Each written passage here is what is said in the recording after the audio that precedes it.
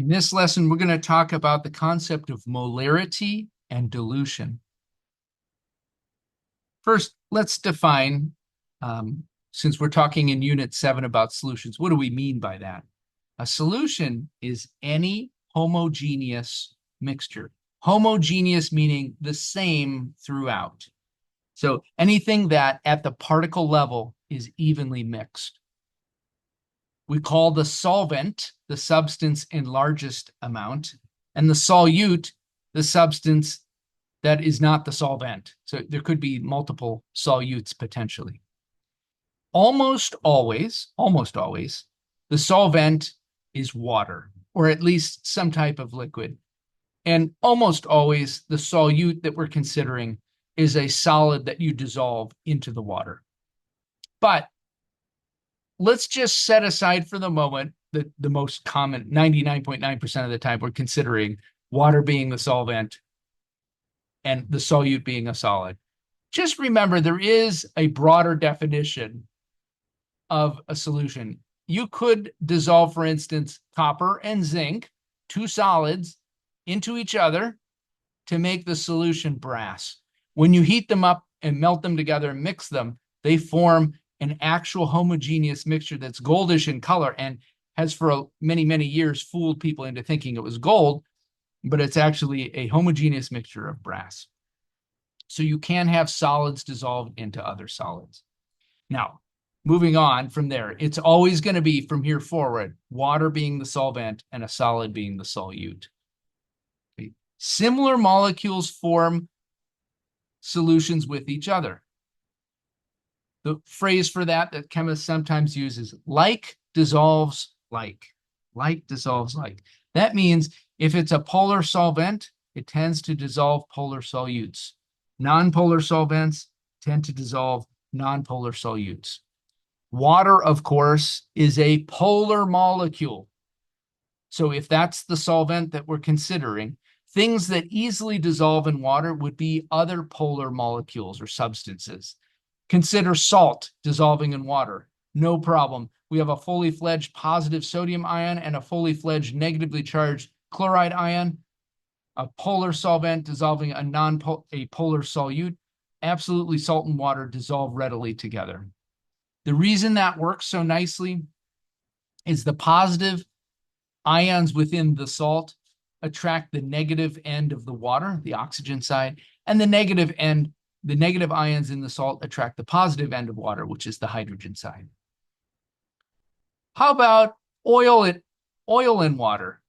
If you've ever poured, even consider salad dressing. Salad dressing usually consists of a watery layer and an oil layer, oil and vinegar. Vinegar is roughly like water. The oil and the vinegar always separate. In fact, if you set out a bottle of oil and vinegar, like a vinaigrette dressing, it'll always separate. You'll have maybe the solid particles at the bottom, you have oil layer at the top, and you have the vinegar layer below that. Now, you would want to shake that vinaigrette up before you pour it on your salad so you could get it nicely mixed. But the point is they do not dissolve into a homogeneous mixture. And the reason for that is because oil, there are many formulas for oil, but they all consist of carbons bonded to hydrogens. Carbons and hydrogens, and a word for that is hydrocarbons. And carbon and hydrogen have similar electronegativities. So the difference in electronegativity between carbon and hydrogen is minimal, and thus the bonds are super nonpolar. We have a special word for a water-based solution. We call it aqueous. Aqueous. You can even see the root aqua in there. Aqueous. Our solutions with water and that's the only type of solution that we're going to consider. The substances that readily dissolve in water are called hydrophilic. And if we look at the roots there, hydro means water.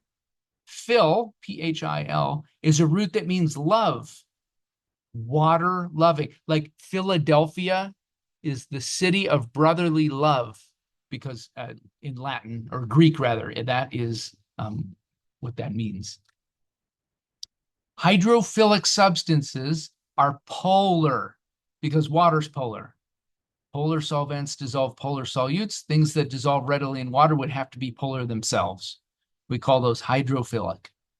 The other type, other category, hydrophobic. A phobia is a fear. So we call these water-fearing substances. These are molecules that are nonpolar, like oil. Oil does not dissolve in water. That would be a nonpolar hydrophobic substance. Okay, let's do a little bit of math. This won't be too hard. I promise. This is a pretty straightforward math base today. Molarity is a way for a chemist to express just how much solute is dissolved into a solution. Here's your formula. Molarity, which is abbreviated capital M, is equal to the number of moles of solute. So if they give you grams, you're going to have to convert to moles, and divided by liters of solution. The units for molarity are either mol/L, moles over liters, or you can use that capital M. Typically, if you can type it, it would be italicized. If you're handwriting it, well, handwriting kind of looks like it's italicized anyway. One other thing, in notation, if we put a substance's formula and we put brackets around that substance's formula, that means molarity. So if you see NaCl in brackets and then equals 0.55 m, that's telling you we've got an aqueous solution of sodium chloride, and the concentration or molarity of that substance is 0.55 moles per liter. Okay, let's try an easy one. 3 moles of magnesium chloride are dissolved in enough water to make 6 liters of solution. What's the molarity? 3 moles, 6 liters. This is actually really straightforward. If molarity is moles divided by liters, we're simply going to take 3 moles divided by 6 liters. We get 0.5 or half for its molarity. Notice we did not need to know the formula for magnesium chloride. That might come into play if they give us grams, which means that we're then going to have to look up the molar mass on the periodic table and convert into moles. But if they give you moles straight off the bat, you do not need to convert, and you don't even need to know the formula of that substance. Let's try one where you do have to do a little converting. 86.4 grams of NaCl is dissolved in 433 milliliters, not liters, of solution. Calculate molarity. We are going to have to do some converting. First, we're going to convert 86.4 grams into moles. That means look up the atomic weight for both sodium and chlorine. Add them together. Get the molar mass. We also need to convert 433 milliliters into liters. The formula for molarity specifically asks for liters, not milliliters. And then we're going to divide the moles by the liters. Okay, so on your periodic table, find sodium. Atomic weight is roughly 23.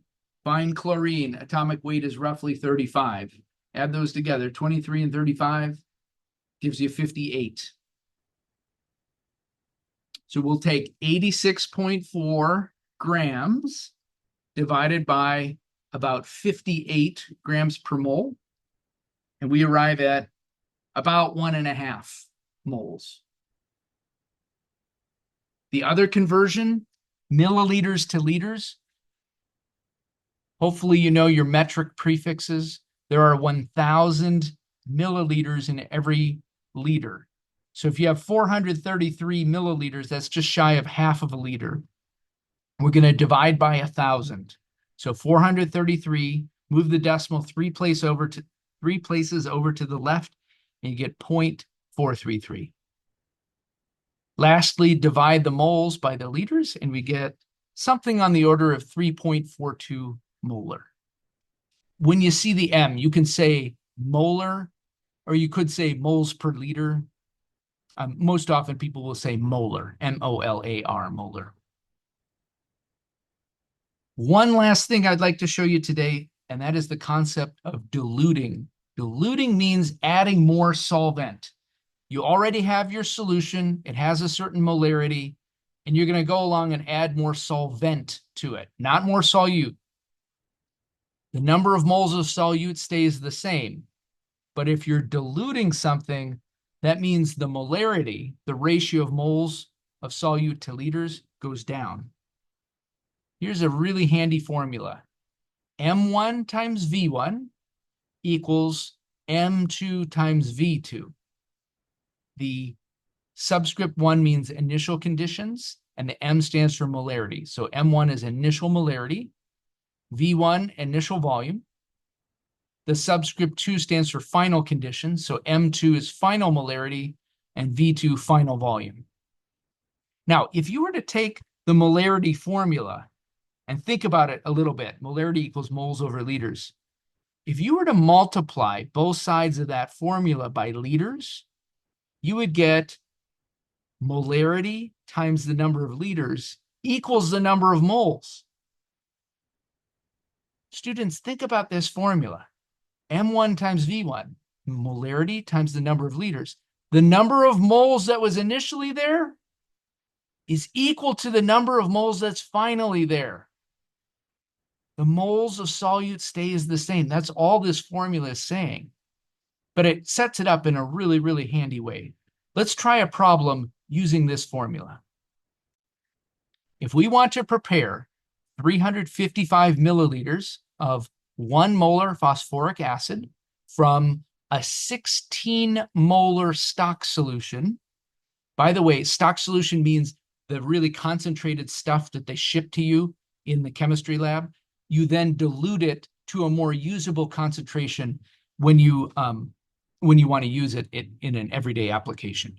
The reason they ship it to you in super concentrated form is it's expensive to ship liquids. And so if you got to pay a hazmat fee anyway, and you got to transport a bottle of a pretty concentrated, a hazardous substance, it's better to get 16 of them in one bottle rather than have 16 bottles of 1 molar. It's just a lot more efficient. So that's how they ship it to us. Okay, so we want to dilute, and we want to know what volume of the stock solution is required. Let's list out what we know already. They gave us the initial molarity. They say we're going to dilute the stock solution. We do not know how much of the stock solution we need to get, calling that V1. We know that we want to end up with a molarity of 1 molar. And we want our final volume to be 355 milliliters, or if you're going to work in liters, that would be 0.355 liters. Okay, so we've got 3 things that are known, and we have a very handy formula, M1 times V1 equals M2 times V2. We're going to use the one equation to solve for the one unknown. This will be no problem. 16 molar times an unknown V1 equals 1 molar times 0.355 liters. If you crunch those numbers and solve for V1, we arrive at V1 equal to 0.022 liters. Or if you prefer to state that in milliliters, that's fine. You would multiply 0.022 by 1,000 and get 22 milliliters. Either, students, I don't care if you use liters or milliliters in your final volume, as long as it's the correct volume, regardless of the unit, that would be fine. Good luck on the homework. Thank you.